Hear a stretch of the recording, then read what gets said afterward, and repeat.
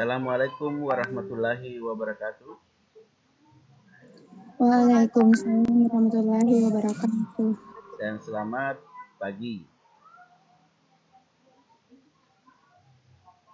Puji syukur kehadirat Allah Subhanahu wa taala karena rahmat dan taufiknya lah sehingga kita bisa masuk di pertemuan ke-8 ya.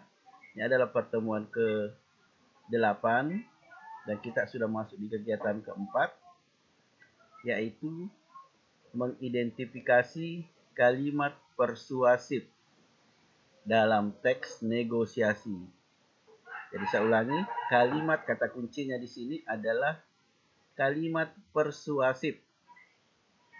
Namun sebelum saya bahas tentang kalimat persuasif, ya seperti pelajaran awal bahwa negosiasi bertujuan untuk mencapai kesepakatan yang menguntungkan semua pihak. Siapa pihak itu? Siapa pihak itu? Ya, kedua belah pihak-pihak, kalau pihaknya penjual dan pembeli, kalau pihaknya siswa dengan guru. Jadi yang dimaksud dengan pihak di sini adalah partisipan atau pelaku atau tokohnya. Nah, untuk mencapai kesepakatan itu diperlukan kemampuan untuk mempengaruhi pihak lain dengan bahasa yang tepat. Ya, saya ulangi, dengan bahasa yang tepat. Ciri bahasa dalam negosiasi yang berhasil adalah bahasa yang santun dan persuasif. Apa itu persuasif? Ini yang harus kita. Dari tadi kita baca kalimat persuasif. Nah, sekarang kalau kamu lihat di classroom, di situ saya sudah jelaskan.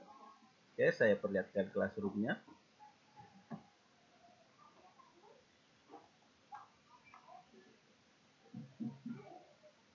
Nah, perhatikan. Bisa dilihat ini? Kelihatan tidak di situ? Halo? Kelihatan, Pak. Kelihatan ya? Negosiasi dilakukan dengan cara persuasif, dalam tanda kutip bujukan. Ya. Jadi negosiasi dilakukan itu dengan cara persuasif. Jadi persuasif itu atau persuasi itu adalah bujukan atau ajakan agar orang lain mengikuti keinginan kita. Jadi saya ulangi, persuasif adalah cara yang dilakukan untuk membujuk, merayu agar orang lain terpengaruh dengan ajakan kita. Sehingga dalam teks negosiasi terdapat kalimat persuasif. Dalam teks negosiasi kalimat ini diperlukan untuk mencapai tujuan. Kenapa kita membujuk? Kenapa kita merayu? Agar tercapai kesepakatan. Nah, bisa dilihat di sini contohnya anak, ya. Ini sudah juga kita bahas. Ayah tenang saja, itu yang mau sekolah di SMK ya. Anak, ayah tenang saja, semua sudah aku pikirkan. Ayah doakan saja biar aku mudah meraih cita-cita. Ya, ayah, ya sudahlah kalau itu mau kamu, tapi nanti malam kamu pikirkan lagi ya. Jadi di sini seolah-olah si anak merayu orang tuanya bahwa ayah tenang saja, semuanya sudah aku pikirkan. Ayah doakan saja biar aku mudah meraih cita-cita. Nah itu, jadi namun ada makna yang tersirat dari kalimat itu adalah si anak memaksa secara halus kepada ayahnya agar mengizinkannya memilih sekolah sesuai dengan cita-citanya. Kita kembali ke buku. Jadi saya ulangi, persuasif itu adalah ajakan dalam bentuk rayuan sehingga orang lain terpengaruh dengan ajakan kita. Jadi persuasi, saya ulangi lagi sekali, bujukan. Jadi persuasif itu bujukan, rayuan, ajakan sehingga orang lain terpengaruh dengan apa yang kita inginkan. Saya kembali ke buku. Nah, ini tadi contoh ayat tenang saja. Tapi di sini tidak dijelaskan maknanya. Dalam kutipan di atas, si anak menggunakan kalimat persuasif. Ayah, doakan saja, biar aku mudah meraih cita-cita. Makna tersirat dalam kalimat itu adalah si anak memaksa secara halus kepada ayahnya agar mengizinkannya memilih sekolah sesuai cita-citanya. Nah, saya kembali di buku itu singkat sekali ya, singkat sekali. Tapi di classroom saya sudah paparkan ini. Nah, di sini bahasa yang santun juga sangat mempengaruhi keberhasilan negosiasi. Kata-kata yang digunakan untuk menunjukkan kesopanan antara lain ya. Di sini ada tolong. Adakah yang bisa membuatkan satu kalimat untuk membuat ajakan dengan kata tolong? Ya. Silahkan, cobalah, percayalah, bolehkah. Ya, ini kata-kata yang sering digunakan dalam mempengaruhi atau mengajak orang lain agar mengikuti kemauan kita. Tolong. Contoh, saya kasih di tolong. Ya. Kita bernegosiasi penuntasan nilai. Tolong, yang mau menuntaskan nilainya, silahkan datang ke sekolah jam 11 sampai jam 1 siang. Sebenarnya yang butuh ini adalah itu siswa yang tidak tuntas nilainya. Tapi kenapa saya harus minta tolong? Nah, supaya saya bisa merayu mereka supaya datang, saya menggunakan kata tolong. Tolong Nur Hasani, Saldi, Fitria, Anugrah, dan Rioja Dwintasari. Ya, saya mengatakan tolong ya.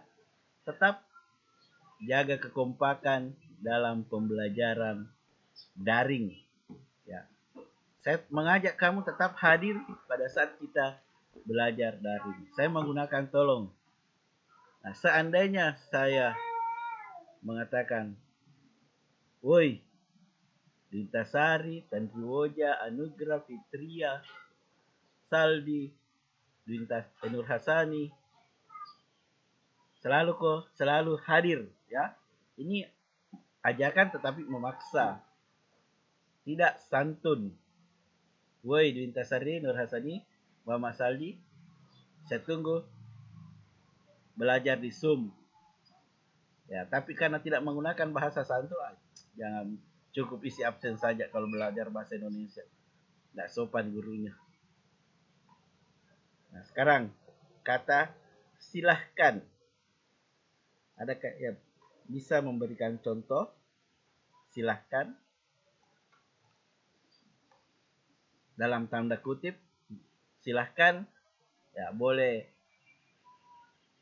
mengajak. Ya.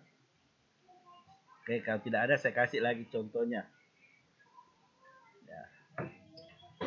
Teman-teman yang saya hormati, ya, saya silahkan datang ke rumah, ya, menikmati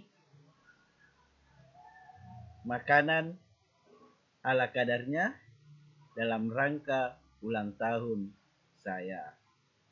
Jadi menggunakan bahasa yang santun. Teman-temanku yang saya hormati, yang saya cintai, yang saya sayangi, silahkan datang ke rumah. Ini kan mengajak orang lain agar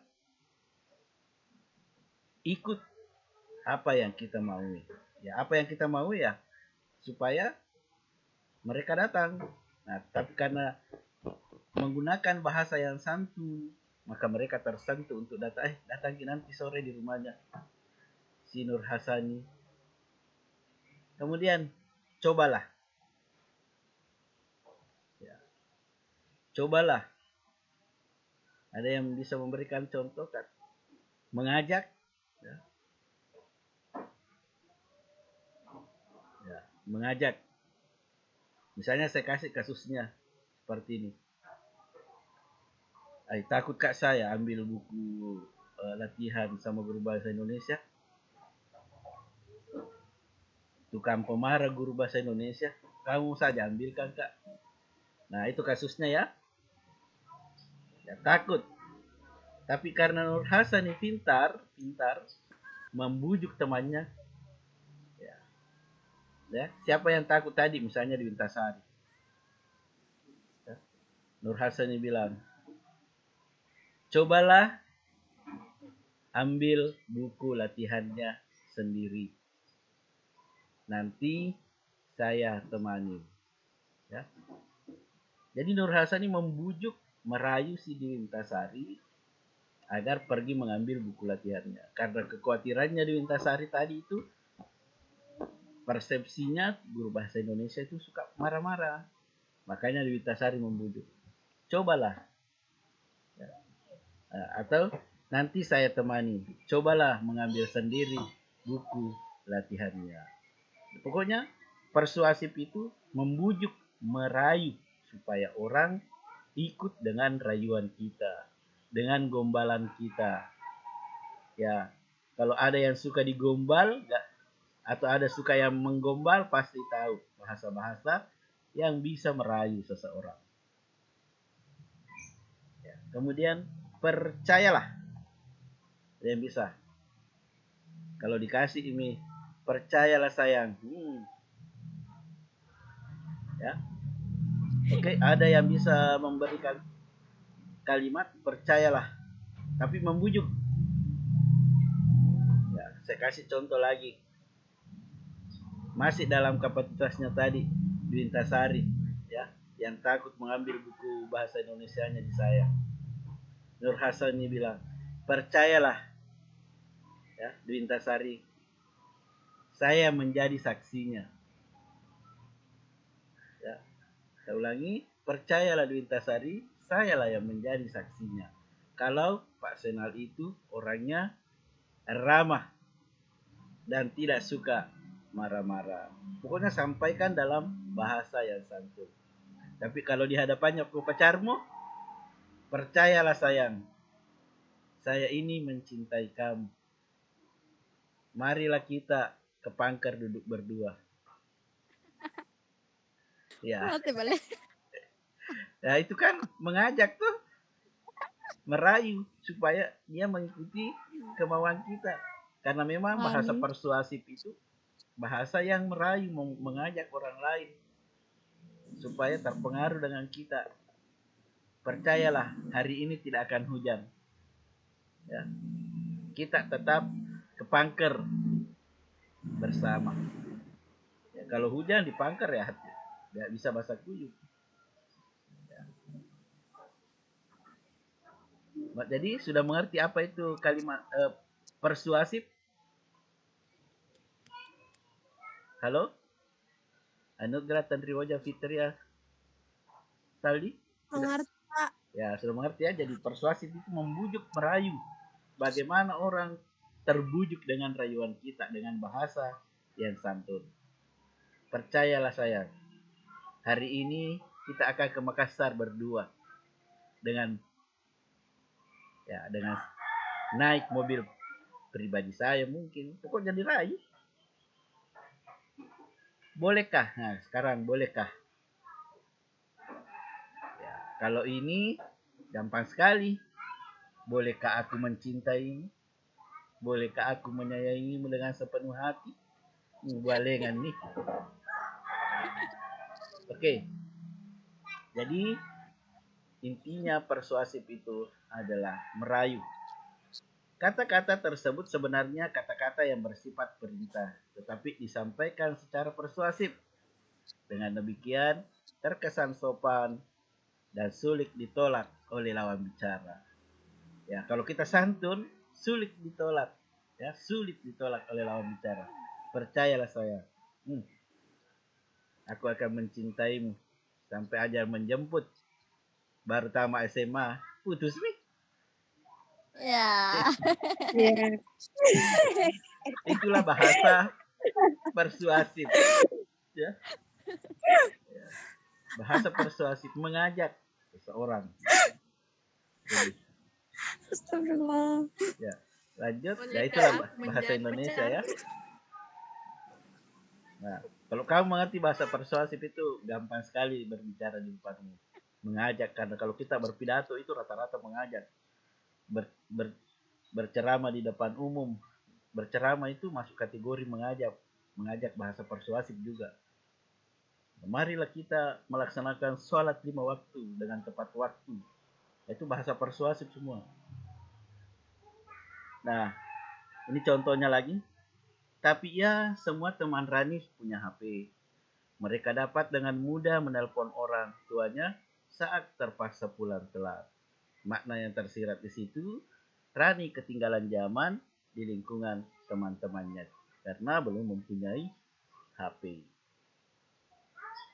Ini lagi contoh. Tak hanya itu ya, Rani iri sama teman-teman Rani yang dapat dengan mudah mengunduh materi pelajaran, mengirim tugas, bahkan berdiskusi untuk mengerjakan tugas-tugas tanpa harus keluar rumah. Makna yang tersirat, Rani yang paling kesulitan menyelesaikan tugas sekolah karena ketiadaan HP. Iya ya, apalagi guru-guru sering menugaskan kami untuk mengirim tugas ke grup Facebook atau mengupload tugas di blog. Kalau Rani punya HP kan enak, bisa buat diskusi bareng teman-teman, sekaligus dapat mengakses internet melalui HP. Makna yang tersirat, ya, yang dimaksud dengan tersirat itu ya tidak tertulis, tidak tersurat. Kalau tersurat itu ya ada di kertas. Kalau tersirat tidak tertulis di atas kertas. Banyak keuntungan yang diperoleh jika menggunakan atau memiliki HP. Ya, jadi intinya hari ini adalah persuasif dan makna yang tersirat. Kalau makna tersirat sudah saya jelaskan.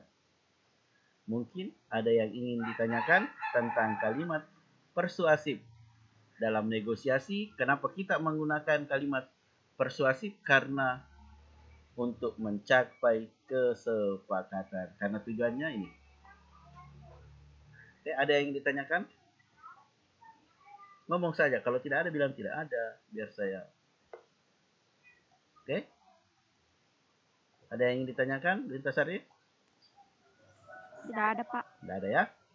Intinya, dari saya simpulkan saja, meskipun penjelasan saya singkat, kalimat persuasif itu adalah kalimat yang mengajak kita, membujuk kita, merayu kita, menggombal kita agar kita ikuti apa maunya Pak Gombal, apa maunya yang membujuk, apa maunya yang merayu kita. Seperti penjual dan pembeli, kasih turun harganya dari 24.000 menjadi 20.000. Oh, ditolak. Sama halnya juga kalau kita mencintai seseorang, ya ditolak. Kalau tidak, alhamdulillah. Oke? Kalau tidak ada, silahkan nyalakan videonya supaya saya SC. Halo? Nyalakan videonya supaya saya bisa. Kalau tidak kau nyalakan videonya, tidak muncul nama di video. Oke, saya SC.